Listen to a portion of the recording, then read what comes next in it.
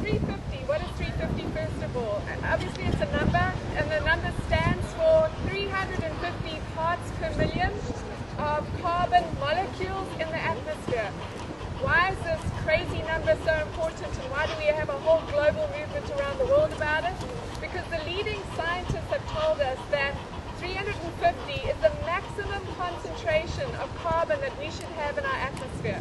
If we go above that, the whole atmosphere starts to get out of balance, and that's why we're having things like ice caps melting, the severe floods in Pakistan that they've just had, the worst floods in living memory, etc., etc.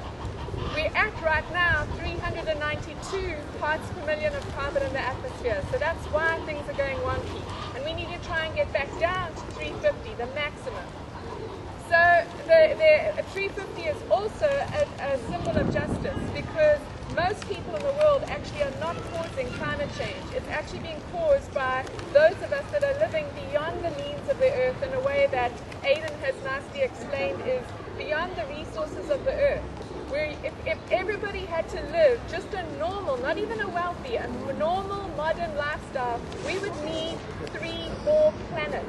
So we are beyond what the earth, a group of us are living beyond what the earth can sustain. So to get back to 350 means really changing the way that we live in this world.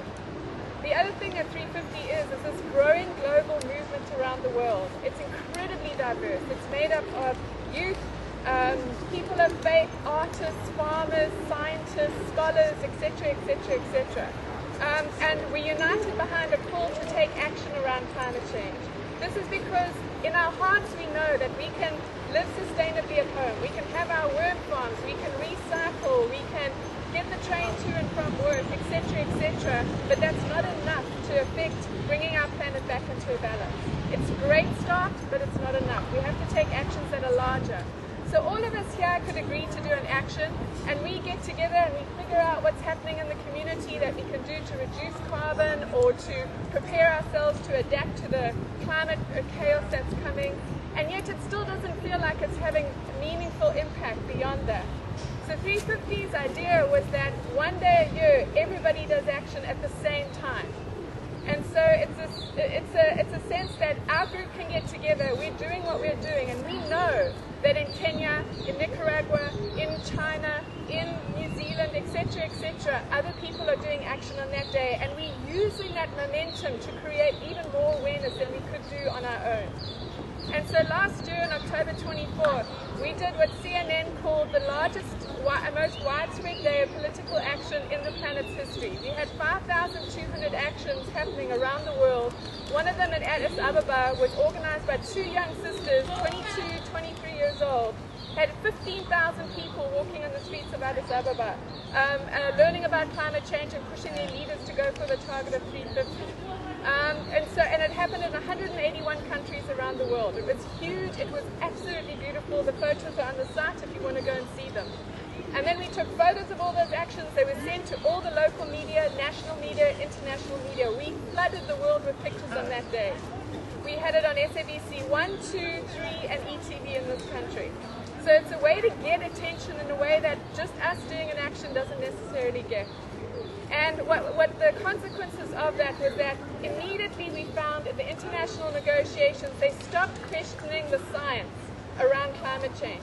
There was the denialists just kind of disappeared, and people started to get much more serious about the science and not questioning it anymore. And 117 countries signed up on the 350 target. But the UN is not a democracy, unfortunately. It's still very influenced by very powerful players, including the US, China, and South Africa, and they did not sign up to 350. So we've still got a lot more work ahead of us. And what we're doing this year is the campaign is called Getting to Work on Climate. And the idea is now to take beyond just organizing actions that are awareness raising, but actually start doing things in communities that are addressing climate change.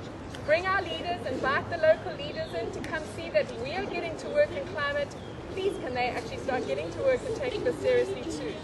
And so it's going to happen on the 10th of October. It's 10-10-10. 10th day, 10th month, 10th year. It's going to be 10 weeks before the next big international negotiations happen in Mexico, which will happen in late November, December this year.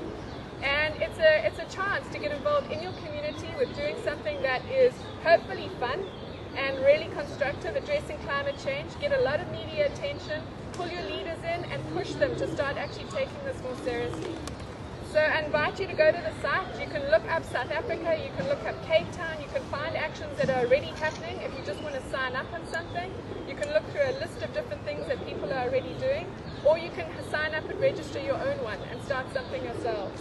And yes, it's a long haul ahead of us, but the idea is that the more that we learn to work again as communities in addressing problems that we're having and not just individuals, the more successful we're going to be in tackling climate change, and the more ability we have to influence our leaders to actually start making decisions that are based on what serves the people and not just the big businesses that are paying their salaries and bonuses and all the rest of it. Anything else I need to touch?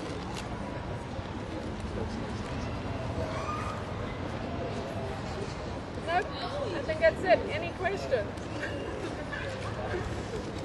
Cool, so if you want to join us, 350.org. I know internet is not as widespread in South Africa as in other parts of the world, but it's amazing how people do hear about it, so thank you. Thank you.